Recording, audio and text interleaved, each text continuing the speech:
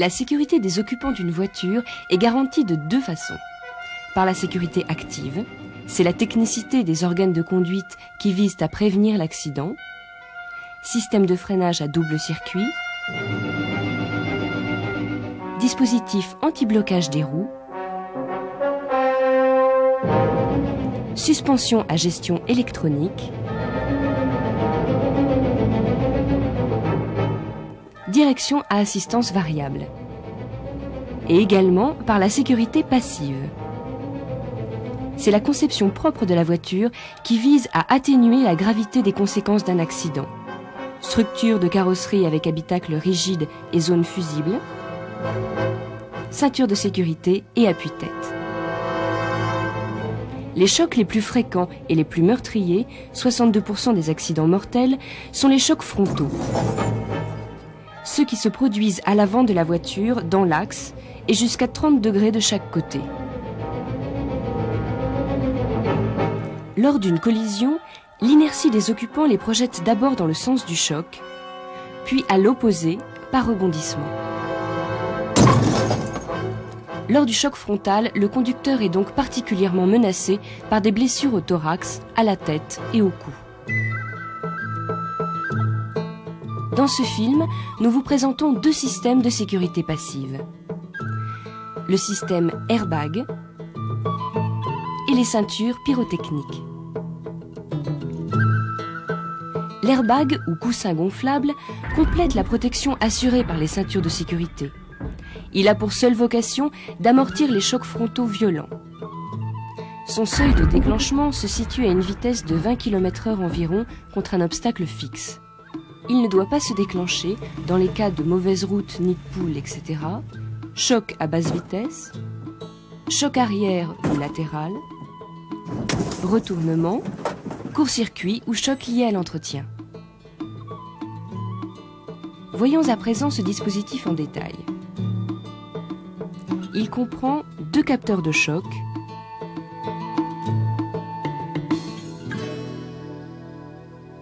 un module volant,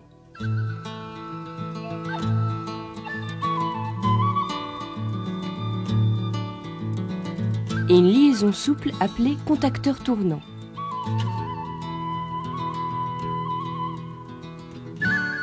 Un voyant d'alerte,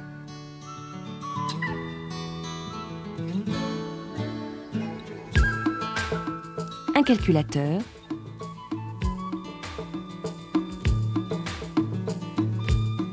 une prise test d'accès à la mémoire du calculateur,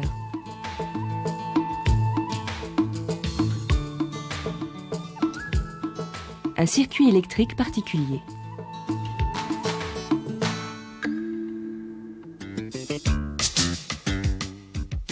Les capteurs de choc sont implantés de chaque côté dans les caissons d'auvent.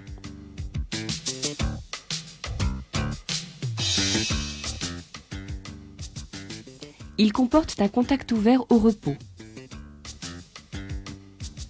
Sous l'effet de l'inertie engendrée par un choc brutal, correspondant à 17 G, un galet mobile vient relier les pôles électriques entre eux par l'intermédiaire d'un ressort.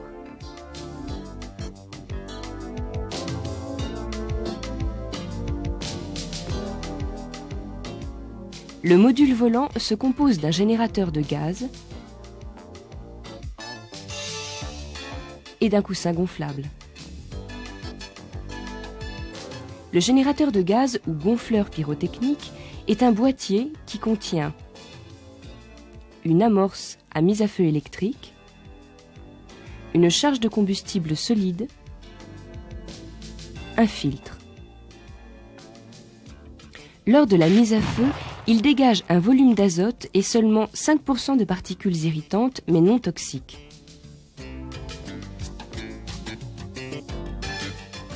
Ce volume de gaz vient remplir le coussin.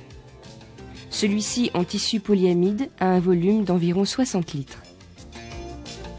Un orifice calibré orienté vers le pare-brise pour éviter brûlures et irritations permet son dégonflage progressif. Le rembourrage central du volant est prédécoupé pour faciliter la sortie du coussin. Le module volant est relié au calculateur grâce au contacteur tournant. Celui-ci est connecté à l'amorce du générateur de gaz. Afin de pouvoir suivre les mouvements du volant, son ruban conducteur isolé est enroulé en spirale, autorisant ainsi une rotation de 5 tours. La rotation normale du volant n'étant que de 3,5 à 4 tours. À l'autre extrémité, le contacteur tournant est connecté sur la colonne de direction au faisceau fixe provenant du calculateur.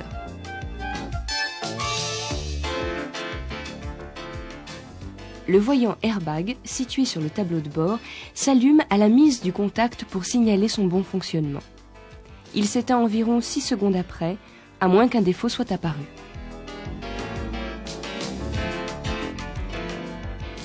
Le calculateur est logé sous le siège passager.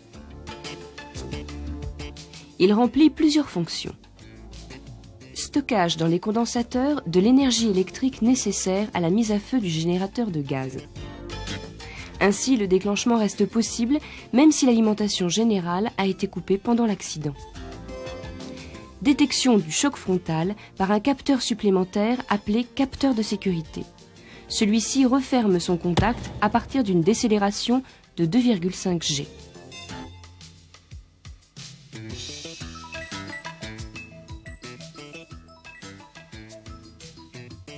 Lors de la collision, le capteur de sécurité se ferme.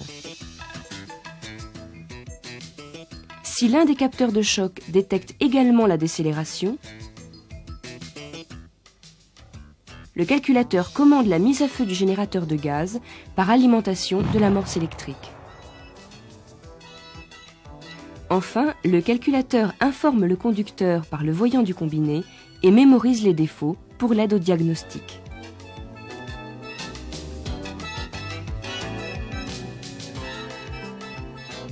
Les faisceaux spécifiques du système, non protégés par fusible, sont repérés par une gaine orange.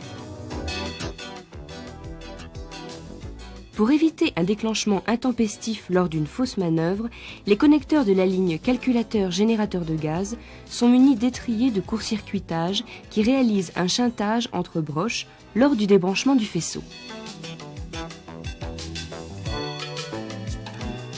Tous les contacts des connecteurs du système sont recouverts d'une couche d'or pour éviter l'oxydation. Analysons à présent les phases du déclenchement de l'airbag lors de l'accident. Elles se succèdent en quelques millièmes de seconde. À l'instant 0, le choc a lieu. Après 15 millisecondes, le conducteur est encore assis normalement sur son siège. La voiture est déjà fortement ralentie. La décélération ferme le contacteur du capteur de sécurité, puis l'un ou l'autre, ou les deux contacteurs des capteurs de choc. Le courant passe, l'amorce électrique allume la charge de combustible dans le générateur de gaz. Après 20 millisecondes, une partie de la carrosserie est déjà déformée. Le coussin commence à se gonfler, tandis que le conducteur commence à se déplacer vers l'avant. Après 30 millisecondes, le coussin touche la poitrine du conducteur. Après 40 millisecondes, le conducteur plonge vers l'avant. Le coussin qui achève de se gonfler absorbe une partie de la charge. Les gaz s'échappent par l'orifice calibré situé à l'opposé du conducteur et la poussée élastique du coussin diminue, freinant progressivement la plongée en avant. Après 70 millisecondes, le conducteur retombe sur son siège, tandis que le coussin achève de se dégonfler, ne gênant plus la visibilité. Entre 80 et 120 millisecondes, le coussin est complètement dégonflé. Il n'empêche pas de sortir du véhicule. Attention, sur les véhicules équipés du système Airbag, des consignes très strictes de sécurité sont à respecter. En effet, la charge pyrotechnique contenue dans le module volant est à traiter comme un explosif.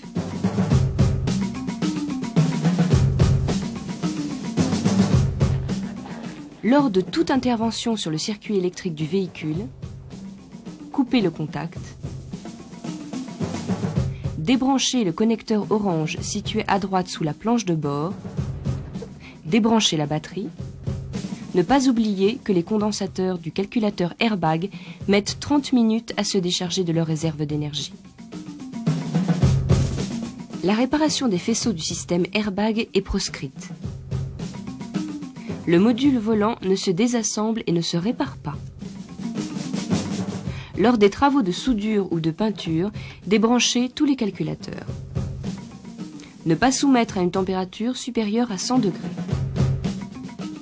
À la fin des travaux, après avoir tout remonté, rebrancher la batterie, puis remettre le contact depuis le siège passager.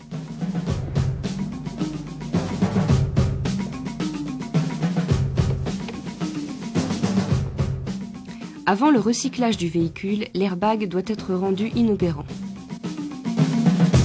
Réalisez un faisceau que l'on branchera sur la ligne du module volant. S'éloigner d'une dizaine de mètres avant de déclencher l'airbag. Vitres ouvertes. Après un accident ayant entraîné un déclenchement du système, toutes les pièces sont à remplacer. Le contacteur tournant. Les roues droites, posez la pièce et raccordez le connecteur orange. Enroulez le ruban côté connecteur blanc jusqu'à la butée.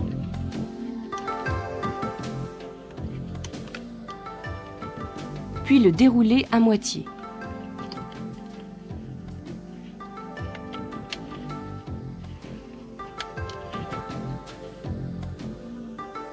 Après avoir reposé le volant, on peut alors raccorder le connecteur blanc au module volant et fixer celui-ci.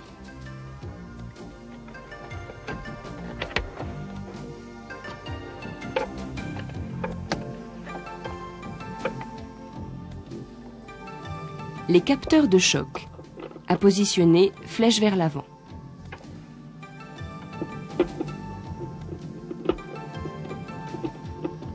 Le calculateur. Il doit être fixé rigidement à la carrosserie, en respectant l'horizontalité et la direction, et posséder une bonne masse électrique. Il faut noter que sur les véhicules équipés du système Airbag, la planche de bord est renforcée et maintenue à la carrosserie par une vis supplémentaire.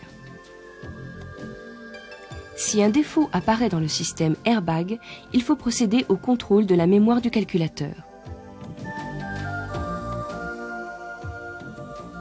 Pour ce faire, il faut déposer le module volant et brancher à sa place un outil spécifique qui représente une résistance ohmique équivalente.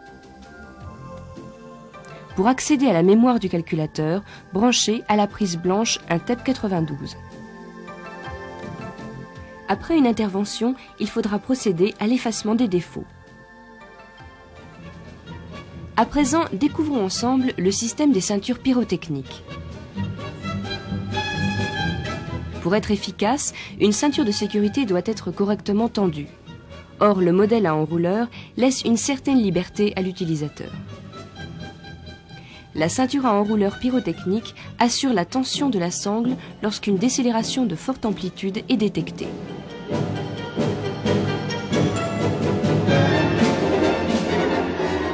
Chaque ceinture possède son module de détection et de commande autonome situé sous le siège.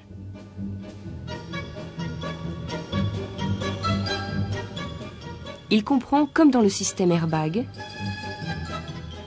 un calculateur,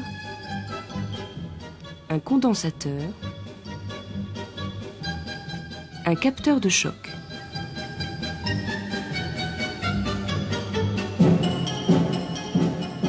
Le système de rétraction de la sangle est composé